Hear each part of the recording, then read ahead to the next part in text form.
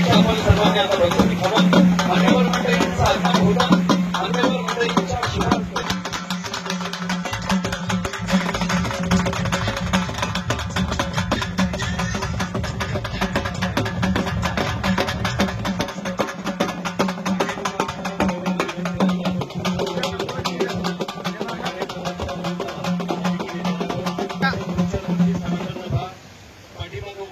सर्वांना विनंती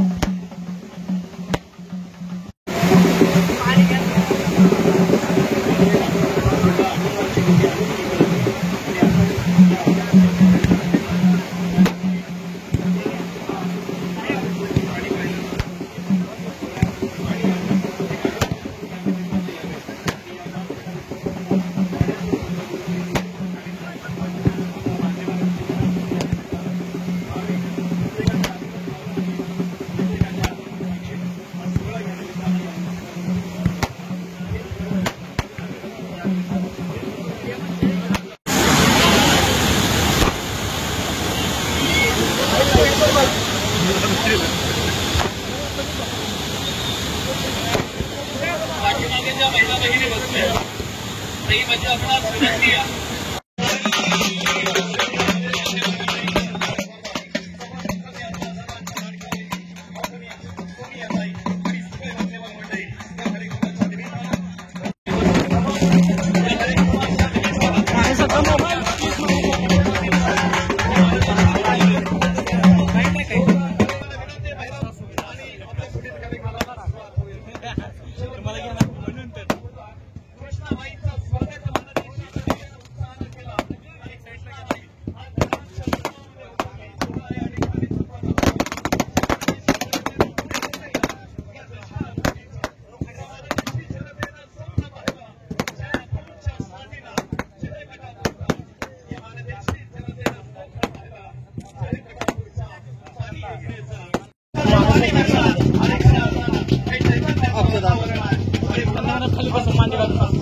सर्वांनी पाहिला आलेल्या सर्वांचं या कार्यक्रमाच्या निमित्तानं मनापासून स्वागत.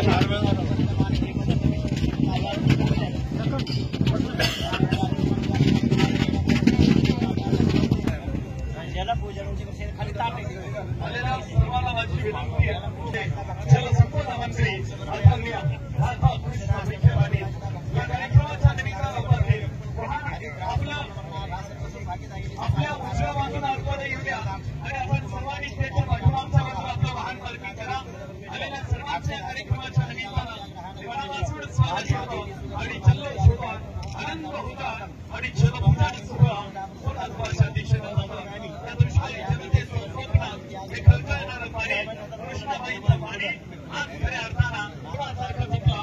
ते खऱ्या अर्थानं विखे पाटील साहेब आले आणि खऱ्या अर्थानं आपल्या नेतृत्वाला खऱ्या अर्थानं साथ देत किंवा नदेशी जनता खऱ्या अर्थाने या कार्यक्रमाच्या निमित्तानं आली. या सर्वांच्या शुभास्ते जलपूजन सोहळा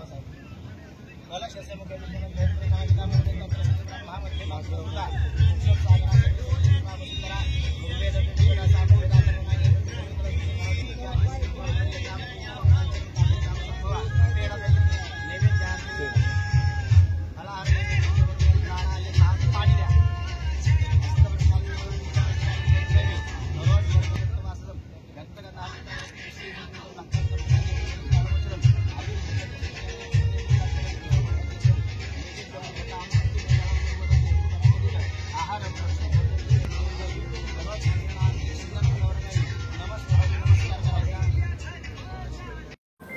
खरं म्हणजे याचं मी सर्व श्रेय आमचे सहकारी जयकुमारजींना देतो. त्यांच्या चेहऱ्यावरचा मी आनंद जो पाहतोय आज, एक स्वप्नपूर्तीच आनंद झालाय दिसतोय.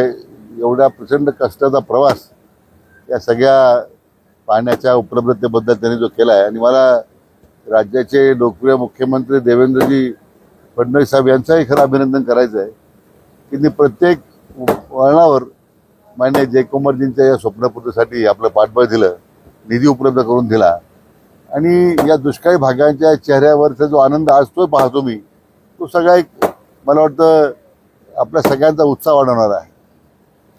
नक्कीच आता अलीकडच्या दिवसात काही मागच्या वर्षीपेक्षा यावेळेस टँकरचं प्रमाण जे आहे ते या मान खटाव तालुक्यामध्ये कमी झालेलं आहे.